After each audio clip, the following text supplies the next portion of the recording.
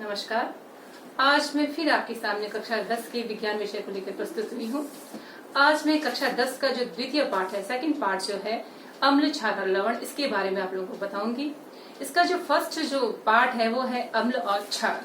तो हमने अपनी प्रीवियस क्लासेस में देखा होगा कि जो अम्ल है हमने पढ़ा है, हमने बहुत चीजें देखी भी हैं कि जो अम्ल होते हैं वो खट्टे होते हैं। तो हमने जो अपनी प्रीवियस क्लास से जो नॉलेज गेन किया उसके बारे में हम पहले एक बार रिवाइज कर देंगे।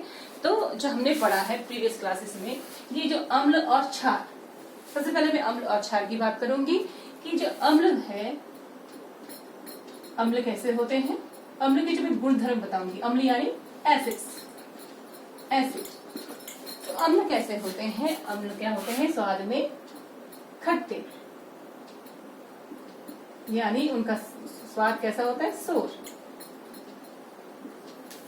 सेकंड है जो अम्ल होते हैं ये क्या करते हैं, हमने पिछली क्लास में नहीं पढ़ा है, अब हम इसी क्लास में पढ़ेंगे। हम वैसे एक्सपेरिमेंट्स भी करके देखेंगे कि ये जो अम्ल होता है ये नीले लिटमस को लाल करता है, नीले लिटमस पेपर को।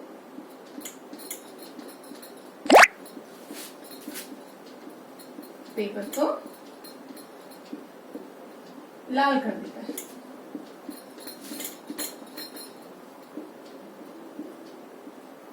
लाल करता है। अब हमने ये चीज देखी कि जितने भी खट्टे पदार्थ होते हैं, चाहे वो हमारा नींबू का रस हो, चाहे वो खट्टा टमाटर हो, चाहे वो खट्टी दही हो, चाहे वो अमरूद हो, चाहे आम हो, चाहे इमली हो, इन सब पदार्थों में खट्टापन है। इसका मतलब ये क्या है, एसिड्स है, यानी अम्ल है। यहाँ हमने दो चीजें बताई कि जो अम्ल होते हैं वो खट्टे होते हैं और इनका जो ये क्या करते हैं, इनका जो गुण हमने क्लासेस में पढ़ा था कि नीले लिटमस पेपर को लाल कर देते हैं। तीसरा जो हमने अभी तक नहीं पढ़ा वो बहुत महत्वपूर्ण है कि जो अम्ल होते हैं उसमें हाइड्रोजन आयन होता है। जब हम हाइड्रोजन आयन कहाँ प्राप्त होता है, जबकि कोई भी पदार्थ है वो विलीन अवस्था में हो। हम पानी की बात करते हैं तो पानी जो H2O है ये दो आयन से मिलकर बना हुआ है, H पॉजिटिव आयन और OH आयन। अगर जो विलयन है उस विलयन में हाइड्रोजन आयन की जो मात्रा है वो अधिक है, तो विलयन कैसा होता है, एसिडिक होता है, यानी अम्लीय होता है। तो हम देखेंगे कि जिन पदार्थों में हाइड्रोजन आयन होता है, यानी H आयन, हाइड्रोजन आयन होता है, वो सब क्या होते हैं, एसिड होते हैं।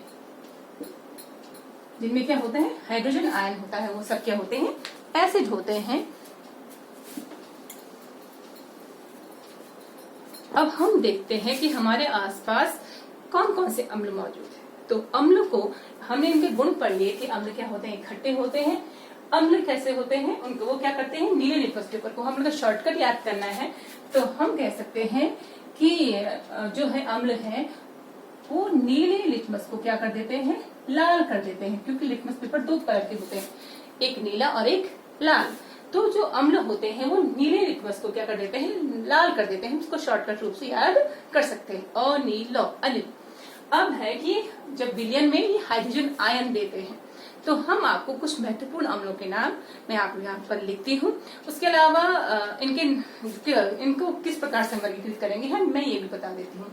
हमारे आसपास जो भौतिक, जो हमारे आसपास जो पदार्थ हैं उनमें किस में कौन सा अम्ल है वो भी मैं आप लोगों को भी बताऊंगी। तो सबसे पहले हम उनको दो वर्गों में वर्गीकृत कर देते हैं। सबसे पहले जो अम्ल होते हैं वो दो प्रकार के होते हैं। एक होता है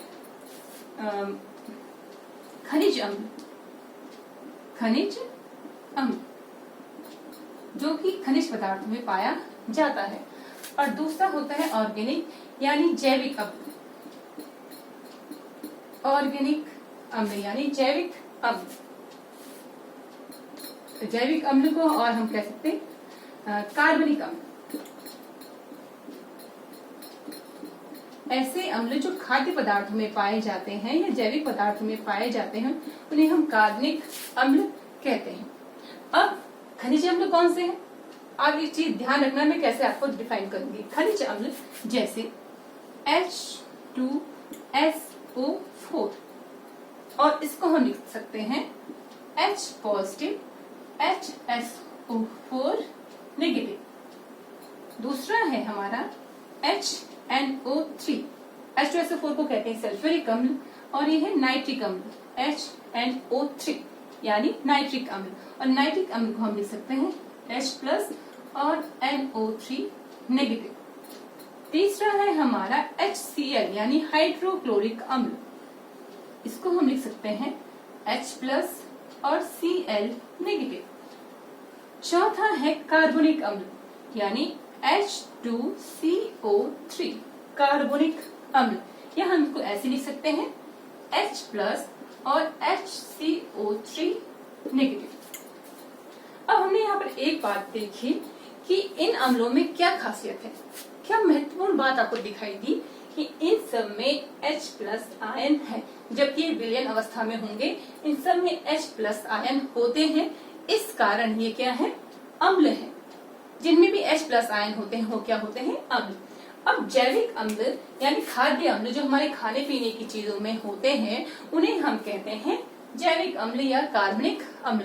इसका एक महत्वपूर्ण उदाहरण है, बाकी के मैं आपको, क्योंकि ये खनिज अम्ल हमारे हर चैप्टर में बहुत महत्वपूर्ण होते हैं, इसलिए मैंने इनके आपको उदाहरण लिख के, इनके सूत्र लिख के आप लोगों को बताए। खनिज अम्लों में भी कुछ अम्ल बहुत इंपॉर्टेंट होते हैं तो उनके सूत्र मैं आप लोगों को बताऊंगी, बाकी सूत्र आप बड़ी नेक्स्ट क्लासेस में पढ़ेंगे। तो हमारे जैविक अम्लों में पहला आता है एसिटिक अम्ल। एसिटिक अम्ल, एसिटिक अम्ल, एसिटिक एसिड जिसे हम कहते हैं, और इसे हम लिखते हैं CH3COOH। और CH3COH कैसे लिख सकते हैं हम, CH3COO नेगेटिव और H पॉजिटिव, H पॉजिटिव लिख सकते हैं इसको, यानी एसिटिक अम्ल को हम इस प्रकार से लिख सकते हैं। दूसरा है साइट्रिक अम्ल। साइट्रिक अम्ल, अभी एसिटिक अम्ल कहाँ पाया जाता है ये मैं आप लोगों को बाद में बताऊंगी। साइट्रिक अम्ल खनिज, इनको कार्बनिक अम्ल क्यों कहा जाता है, क्योंकि मैंने आपको पहले ही बताया ये हमारे खाद्य पदार्थों में मिलते हैं, इसलिए हम क्या कहते हैं इनको, कार्बनिक अम्ल या जैविक अम्ल हम इन्हें कहते हैं साइट्रिक अम्ल, जिसको हम लिखते हैं इस प्रकार से CCO,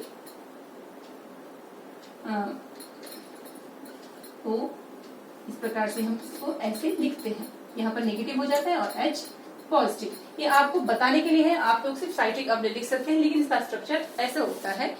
मतलब इस चीज से हमें पता चला कि जो हमारे जैविक अम्ल होते हैं उनमें भी H पॉजिटिव आयन है, यानी जो अम्ल होते हैं उनमें H पॉजिटिव आयन होता है।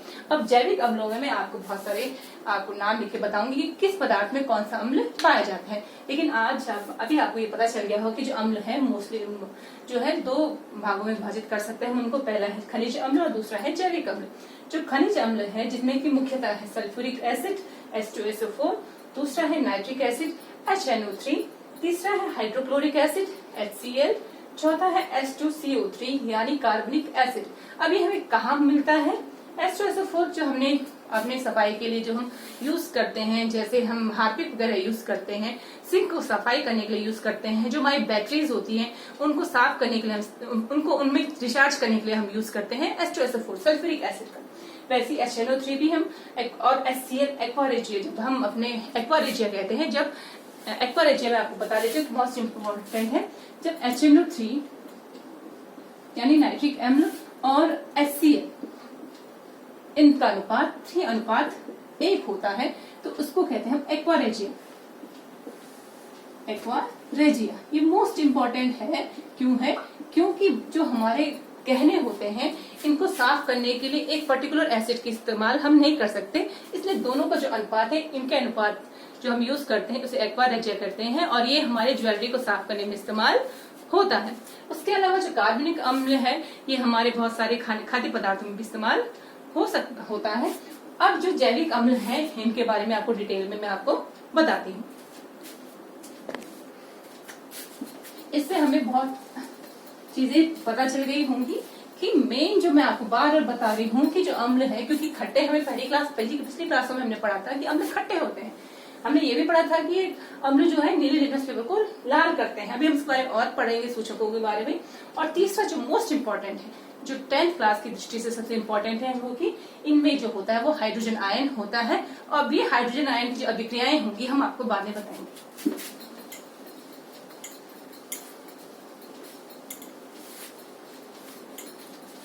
अब है कि किस पदार्थ में, हमारे खाद्य पदार्थों में कौन सा अम्ल पाया जाता है। जैसे मैंने बताया था कि जो हमने सिरका खाया होगा, सिरका जो हम चाउमीन वगैरह में डालते हैं, जिसे हम सिरका कहते हैं, अचारों में डालते हैं, वो मेनली कौन सा एसिड होता है? Acetic acid. एसिटिक एसिड यानी CH3COOH। CH3COOH इसलिए बताया जा रहा है बार बार क्योंकि आप क्लास में मोस्ट इंपॉर्टेंट है, बार बार आएगा। उसके बाद है हमारे जो साइट्रिक फ्रूट्स है, जो खट्टे फल है, जैसे हमारा नींबू है, संतरा है, इनमें कौन सा एसिड पाया जाता है? नींबू, संतरा जैसे साइट्रिक फ्रूट्स हैं, इनमें कौन सा एसिड पाया जाता है? इनमें पाया जाता है साइट्रिक अम्ल। साइट्रिक अम्ल। जो हमारा इमली है, इमली हम खाते हैं, उसमें पाया जाता है टार्टरिक अम्ल। टार्टरिक अम्ल, टार्टरिक एसिड। जो टमाटर है, टमाटर में पाया जाता है oxalic acid. Oxalic acid, oxalic अम्ल।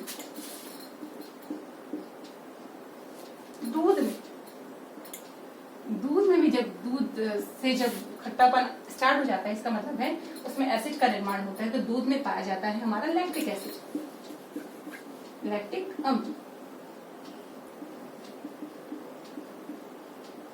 उसके अलावा जो हमारा सेब है, हम सेब खाते हैं, उसमें पाया जाता है मैलिक अम्ल। जब मलाइक लिखा रहता है, यह मैलिक अम्ल भी हम लोग लिख सकते हैं।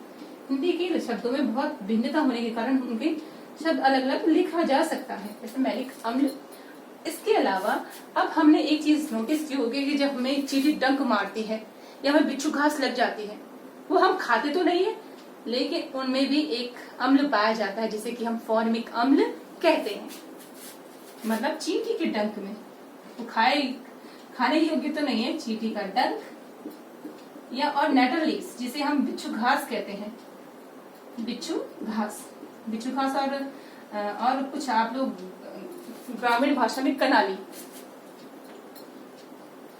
उसमें कौन सा अम्ल पाया जाता है? उसमें पाया जाता है फॉर्मिक अम्ल, फॉर्मिक एसिड। तो इस प्रकार के कुछ जो मैंने बता दी आप लोगों को मोस्ट इंपॉर्टेंट जो एसिड्स हैं जो हमारे खाद्य पदार्थों में और हमारे जो जैविक चीजों में पाए जाते हैं, वो इस प्रकार से हैं। जैसे सिरका में एसिटिक एसिड, नींबू संतरे में साइट्रिक एसिड, इमली में टार्टरिक एसिड, टमाटर में ऑक्जेलिक एसिड, दूध में लैक्टिक एसिड, सेब में मैलिक एसिड और चींटी का डंक और बिच्छू घास में होता है फॉर्मिक एसिड। इस प्रकार हमें पता चल गया कि जो एसिड्स होते हैं वो जो हमारे जैविक अम्ल होते हैं वो निम्न पदार्थों में ये अम्ल पाए जाते हैं। इसके अलावा बहुत सारे हैं, लेकिन आखिरी क्लास की दृष्टि से इतना बहुत महत्वपूर्ण है। अब हम पढ़ेंगे कि क्षार किसे कहते हैं। जब हमने अम्ल पढ़ा तो क्षार उसकी थोड़ा विपरीत है। होप तो आपने लिख दिया होगा कि क्षार किसे कहते हैं। हमने प्रीवियस क्लास में कुछ महत्वपूर्ण चीजें तो पहले पढ़ रही थी, लेकिन फिर भी इसको हमें रिपीट करना जरूरी होता है ताकि आप लोगों को और ज्यादा समझ में आए। क्षार, अब क्षार हमने पढ़ा है और मैं बता रही हूँ क्षार का जो स्वाद होता है, जैसा हमने कहा था कि अम्लों का स्वाद खट्टा होता है, तो जो क्षारों का साथ आता है कड़वा या कसेला हम उसको कह सकते हैं।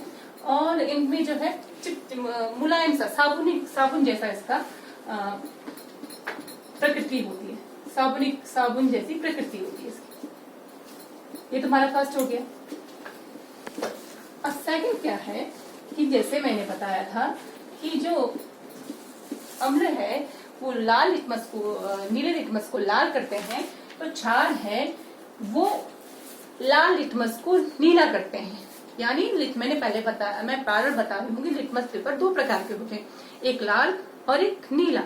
तो जो नीले लिटमस को लाल करता है, मैं बार बार रिपीट कर रही हूँ कि जो एसिड्स होते हैं औषधि अम्ल, वो नीले लिटमस को क्या करते हैं, लाल करते हैं। और जो क्षार होते हैं वो लाल लिटमस को नीला कर देते हैं, लाल लिटमस को नीला, पेपर को नीला करते हैं।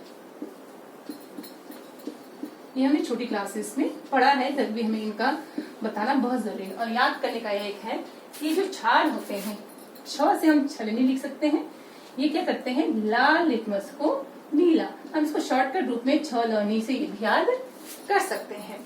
अब नेक्स्ट है कि मेन, मैंने आपको बताया था कि जो हाइड्रोजन, जो पानी है, वो दो अणु से मिलकर बना होता है, दो आयनों से मिलकर बना होता है, H+ और OH आयन। तो जब इन क्षारों का जो विलयन होता है, मतलब पानी में जब इनका विलयन बनाया जाता है, तो OH आयन की जो मात्रा होती है वो अधिक होती है। तो इसका मतलब है कि जो क्षार होते हैं उसमें OH आयन होते हैं, OH आयन होते हैं। आप लिख सकते हैं, मैंने सिर्फ OH आयन लिखा है, आप OH नेगेटिव आयन इनमें होते हैं। तो हम ये कह सकते हैं कि क्षार कड़वे होते हैं, वो लाल लिटमस पेपर को नीला कर देते हैं। और OH में क्या होती है, जो OH जो विलयन बनाते हैं उसमें OH आयन की सांद्रता अधिक होती है। इस प्रकार हम इनमें विभेद कर सकते हैं। बहुत महत्वपूर्ण हमारे जो क्षार हैं वो कौन कौन से हैं, मैं आप लोगों को लिख के बता देती हूँ।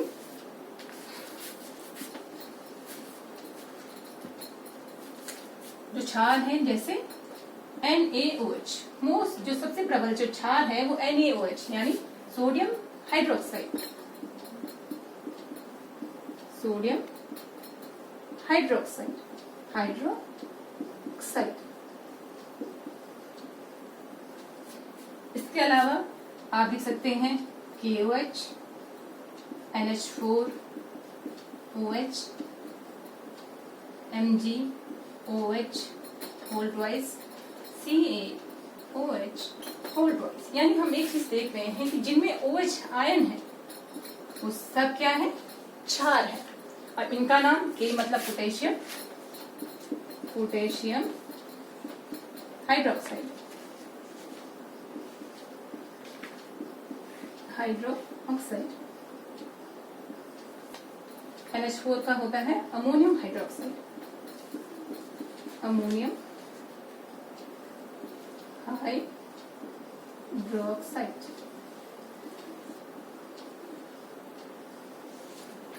Magnesium hydroxide,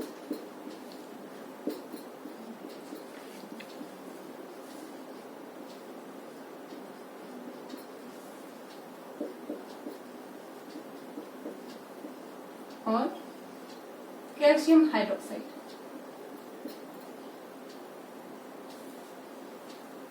calcium hydroxide. इस प्रकार मैंने आप लोगों को विभिन्न क्षारों के बारे में बता दिए कि इस प्रकार से जिनमें भी OH आयंस होते हैं वो सब क्या होते हैं, क्षार होते हैं। अब हम किसी पदार्थ में अम्ल और क्षार की पहचान किससे करेंगे, तो इसके लिए हमारे पास क्या होते हैं, सूचक। जैसे मैंने लिटमस पेपर कहा, तो वैसे ही हमारे आसपास बहुत सारे ऐसे पदार्थ हैं जो हम सूचक के रूप में इस्तेमाल करते हैं। तो सूचक किसे कहते हैं, हमने अम्ल देख लिए और क्षार भी देख लिए। तो अब इनकी पहचान हम कैसे करेंगे, कुछ तो हम स्वाद से कर सकते हैं, गंध से कर सकते हैं, टेस्ट से कर सकते हैं, लेकिन हम हाइड्रोक्साइड, कुछ ऐसे जहरीले खनिज जो अम्ल होते हैं वो बहुत ज्यादा क्या होते हैं, हानिकारक होते हैं, तो हम उनको टेस्ट नहीं करेंगे। तो उनके लिए अलग अलग प्रक्रियाएं हैं जिसको हम देख सकते हैं कि उनके लिए हम किसका इस्तेमाल करते हैं। उनके लिए हम करते हैं सूचक, ऐसे पदार्थ जो हमें अम्ल और क्षार, अम्लीय पदार्थ और क्षारीय पदार्थों में भेद कराते हैं, ऐसे पदार्थों को हम सूचक कहते हैं। तो एक सूचक हमने पहले ही बता दिया था, लाल लिटमस पेपर। उसके अलावा प्राकृतिक सूचक भी है, जैसे आपका हल्दी, टर्मरिक। अब आप लोगों ने देखा होगा जब आपके कपड़ों में जो होता है कि दाग लग जाता है, किसका, सब्जी का, तो उसमें क्या होता है कि जब हम साफ करते हैं हल्दी, तो क्या होता है, जब साबुन से साफ करते हैं, हल्दी का दाग लग जाता है, साबुन से साफ करते हैं तो रेड हो जाता है। साबुन कैसा है, क्षारीय पदार्थ है। तो हम ये देखते हैं कि जो क्षार है वो क्या करता है, टर्मरिक को क्या कर देता है, लाल कर देता है। जबकि अम्ल ऐसा नहीं करते। तो ये इस प्रकार से हम सूचित हो जाता है कि अम्ल है या क्षार है। उसके अलावा कुछ प्राकृतिक सूचक होते हैं, तो कुछ हम सिंथेटिक संश्लेषित सूचक भी होते हैं, यानी सूचक भी पदार्थ जो अम्ल और क्षार का पता लगाते हैं। तो कुछ तो हमारे प्रकृति में विद्यमान है, जैसे लिटमस पेपर है, ये प्रकृति में विद्यमान है, ये लाइकेन से मिलता है। और कुछ संश्लेषित है, जिनके मैं आपको नाम बता देती हूँ। कुछ जो सूचक हैं जिनसे हमें पता लगता है कि ये कोई अम्ल है या क्षारीय पदार्थ है, तो कुछ जो सूचक हैं उनके नाम मैं आपको बता देती हूँ। जैसे आपको पता है लिटमस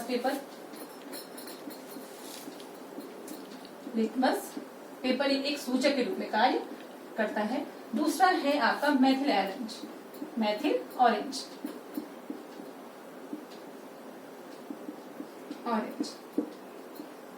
और आपका तीसरा है फिनोल्फ्थालीन।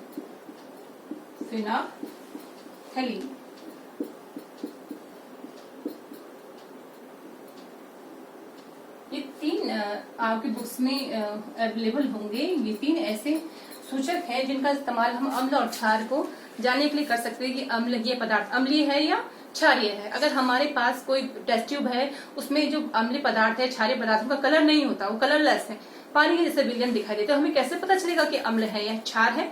तो हम उनको इस प्रकार के litmus paper test, methyl orange का टेस्ट करके और फिनोल्फ्थालीन का जो टेस्ट करके हमें पता लगेगा कि वो पदार्थ अम्ल है या क्षार है। जैसे लिटमस पेपर का टेस्ट मैंने बताया था कि अम्ल और क्षार के लिए कैसा होगा, तो हमने बता दिया था कि जो अम्ल है वो नीले लिटमस को क्या कर देंगे, वो लाल में परिवर्तित कर देंगे, और जो क्षार है वो लाल लिटमस को कैसा कर देंगे, नीला कर देंगे। ये तो हमने पढ़ लिया। अब मेथिल ऑरेंज की बात हम करते हैं। तो मेथिल ऑरेंज अम्ल के साथ पिंक या रेड कलर का क्या देता है, विलयन देता है, पिंक या रेड कलर का विलयन देता है। और क्षार के साथ कलर का देता है, किस कलर का देगा, क्षार के साथ पीले कलर का विलयन देता है मेथिल ऑरेंज। और फिनोल्फ्थालीन अम्ल के साथ कोई क्रिया नहीं करता, मतलब कोई विलयन नहीं देता, जबकि क्षार के साथ ये पिंक कलर का या रेड कलर का विलयन देता है। तो इस प्रकार जब हम कोई पदार्थ हम टेस्ट ट्यूब में रखेंगे और मेथिल ऑरेंज और इसका इस्तेमाल करेंगे फिनोल्फ्थालीन का, तो हमें पता चल जाएगा कि वो पदार्थ अम्ल है या क्षार है। अब हमें ये पता करना है कि कोई पदार्थ प्रबल अम्ल है या क्षार है, तो उसके लिए एक अलग पैमाना होता है पीएच स्केल का। इसके बारे में हम आपसे कल विस्तृत चर्चा करेंगे, और अम्ल और क्षार की जो अभिक्रियाएं होती हैं उनके बारे में भी कल मैं आप लोगों से विस्तार से चर्चा करूंगी। आज के लिए आप लोगों को एक छोटा सा जो ज्ञान है इसको धारण करना है, ताकि जब कल आप इससे आगे पढ़ें तो आपको थोड़ी बहुत नॉलेज मिल जाए। धन्यवाद।